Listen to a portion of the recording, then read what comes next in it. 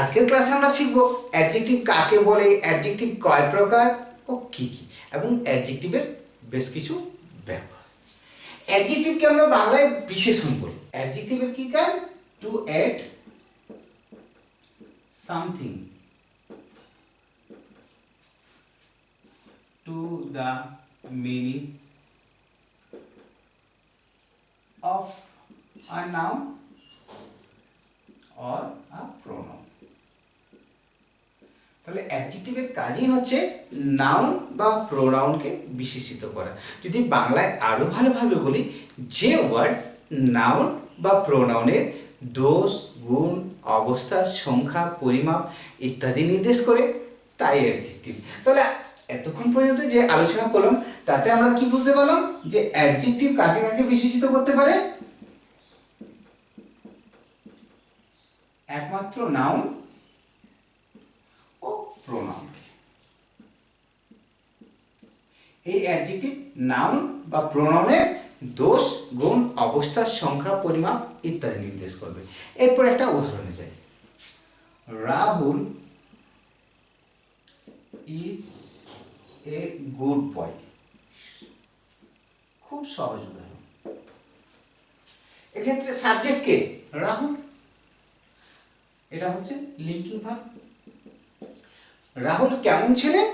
Good boy, এটা ভালো ছেলে। এটা হচ্ছে নাউন ফ্রেজ এবং সেটা কিসের আচরণ করেছে? কমপ্লিমেন্ট। এটা বাক্যে কমপ্লিমেন্ট রূপে অবস্থান করছে। ওকে, এবং এই নাউন ফ্রেজের শেষে কি পাচ্ছি? নাউন।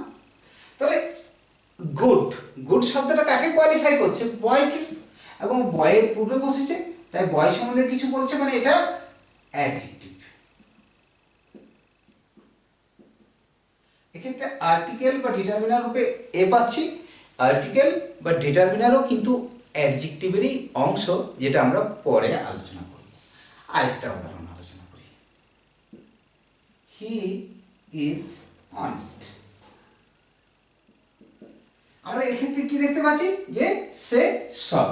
এক্ষেত্রে সাবজেক্ট রূপে কি পাচ্ছি? হি, যা আদপে একটা প্রোনাউন।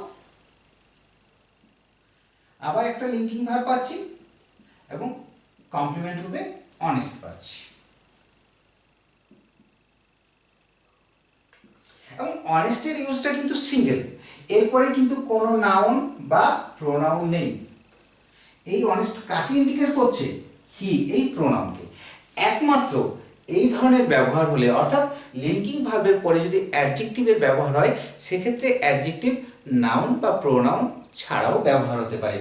অন্যান্য ক্ষেত্রে কিন্তু আমরা অ্যাডজেক্টিভের পর অবশ্যই নাউন বা প্রোনাউনের প্রয়োগ লক্ষ্য করে থাকি। তাহলে আমরা দুটো ধরনের ব্যবহার পেলাম। এক্ষেত্রে কি দেখছি? গুড, এই অ্যাডজেক্টিভটা নাউনের পূর্বে বসেছে।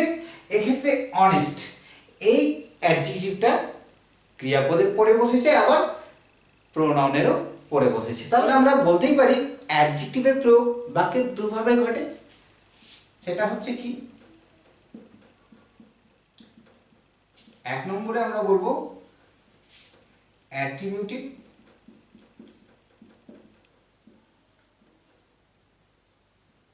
অ্যাট্রিবিউটিভ ইউজ, আর এটা হচ্ছে প্রেডিকেটিভ ইউজ। এক্ষেত্রে he is honest, he is tall বলতে পারি,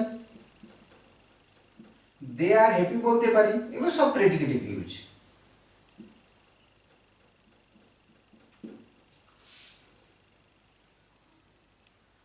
এ গ্রিন পটেটো,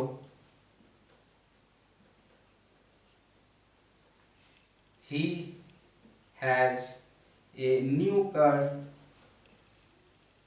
এক্ষেত্রে কার তার পূর্বে বসেছে। ওকে, এক্ষেত্রে পটেটো নাউন তার পূর্বে বসেছে। তাহলে আমরা অ্যাডজেক্টিভের মূল প্রয়োগ লক্ষ্য করলাম কি? যে অ্যাডজেক্টিভ বাক্যে অ্যাট্রিবিউটিভ রূপেও বসতে পারে, প্রেডিকেটিভ রূপেও বসতে পারে। অ্যাট্রিবিউটিভ রূপে যখন বসে সেটা মূলত নাউন বা প্রোনাউনের পূর্বে বসবে, এবং প্রেডিকেটিভ রূপে যখন বসবে সেটা মূলত কমপ্লিমেন্ট রূপে বাক্যে ব্যবহার হয়, অথবা ক্রিয়াপদ এরপরে প্রয়োগ হয়। এরপর আমরা জানবো অ্যাডজেক্টিভ কয় প্রকার ও কি কি। বিভিন্ন গ্রামার বইয়ে অ্যাডজেক্টিভকে বিভিন্নভাবে ভাগ করা হয়ে থাকে, কিন্তু আজকের ক্লাসে আমরা মূলত অ্যাডজেক্টিভকে 10 ভাগে ভাগ করব। প্রথমে আমরা কি পাচ্ছি অ্যাডজেক্টিভ অফ কোয়ালিটি বা কোয়ালিটেটিভ অ্যাডজেক্টিভ, যা আমরা বাংলায় যদি বলি গুণবাচক বিশেষণ। এক্ষেত্রে টল, শর্ট, থিন, বিউটিফুল অর্থাৎ যে শব্দ নাউন বা প্রোনাউনের কোনো গুণ বর্ণনা করবে সেটাই কোয়ালিটেটিভ অ্যাডজেক্টিভের মধ্যে পড়ে।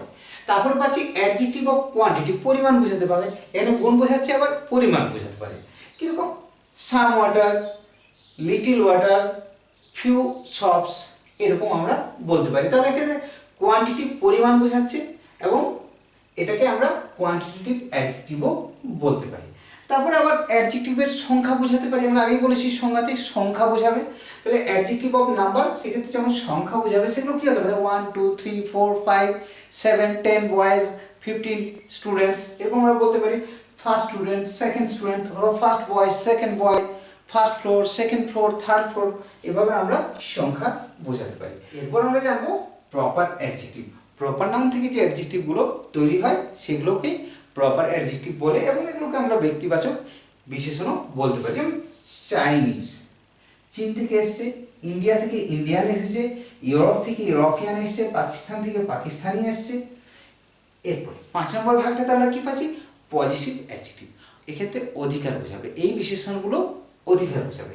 সেক্ষেত্রে প্রোনাউনগুলো আমরা যখন আলোচনা করেছিলাম প্রোনাউন চ্যাপ্টারে, সেক্ষেত্রে পজিটিভ অ্যাডজেক্টিভ বলা হয়েছিল। সেক্ষেত্রে পজিটিভ অ্যাডজেক্টিভের ক্ষেত্রে কী কী পেয়েছিলাম? My, his, her, their, your, its. এরপরে অবশ্যই আমরা কিন্তু নাউনের প্রয়োগ লক্ষ্য করি এবং নাউন ছাড়া এরপরে এই প্রোনাউনগুলো ব্যবহার করা যায় না, তাই এটাকে প্রোনাউন না বলে আমরা পজিটিভ অ্যাডজেক্টিভ বলি। এরপরে ডিস্ট্রিবিউটিভ অ্যাডজেক্টিভ, বিভাজক সূচক বিশেষণ। এক্ষেত্রে কি হয়? Each boy, each student, every student, either, neither, এই শব্দগুলোকেই আমরা ডিস্ট্রিবিউটিভ অ্যাডজেক্টিভ বলে থাকি। তারপরে 7 নম্বরে পাচ্ছি ডেমনস্ট্রেটিভ অ্যাডজেক্টিভ। যদি বাংলায় বলি এটাকে বলতে পারি নির্দেশকবাচক বিশেষণ। যেমন this, that, this, those, such, this pen, that pen, this boys, those boys, এইভাবে আমরা এই অ্যাডজেক্টিভগুলো ব্যবহার করে থাকি। 8 নম্বরে কি পাচ্ছি? Interrogative adjective. ইন্টারোগেটিভ অ্যাডজেক্টিভও থাকে। ইন্টারোগেটিভ যদি প্রোনাউন হয়, ইন্টারোগেটিভ অ্যাডজেক্টিভ হয়। যেমন হোয়াট, হুইচ, হুজ, হুজের পরে কিন্তু একটা নাউনের প্রয়োগ করতে পারি। হুইচের পরেও কিন্তু আমরা নাউন বা প্রোনাউনের ব্যবহার করতে পারি। হোয়াটের পরেও নাউন বা প্রোনাউনের ব্যবহার করতে পারি এবং সেই ধরনের বাক্যে যদি প্রশ্ন থাকে সেটাকে আমরা ইন্টারোগেটিভ অ্যাডজেক্টিভ বলি। এমফাসাইজিং অ্যাডজেক্টিভ বা এমফ্যাটিক, এখানে জোর দেওয়া হয়, কোনো কিছুর উপর গুরুত্ব আরোপ করা হয়। My own umbrella, this very boy, এক্ষেত্রে এমফাসাইজ করা হচ্ছে, তাই এই অ্যাডজেক্টিভগুলোকে আমরা এমফাসাইজিং অ্যাডজেক্টিভ বলবো। এবং সব থেকে শেষে 10 নম্বরে পাচ্ছি এক্সক্লেমেটরি অ্যাডজেক্টিভ বা বিস্ময়সূচক বিশেষণ, সেটা হচ্ছে হোয়াট। তাহলে আজকের ক্লাসে আমরা জানলাম অ্যাডজেক্টিভ হলো যে ওয়ার্ড নাউন বা প্রোনাউনের দোষ, গুণ, অবস্থা, সংখ্যা, পরিমাপ নির্দেশ করে, তাই অ্যাডজেক্টিভ। অ্যাডজেক্টিভ বাক্যে দুভাবে ব্যবহার হতে পারে, মূলত অ্যাট্রিবিউটিভ এবং প্রেডিকেটিভ।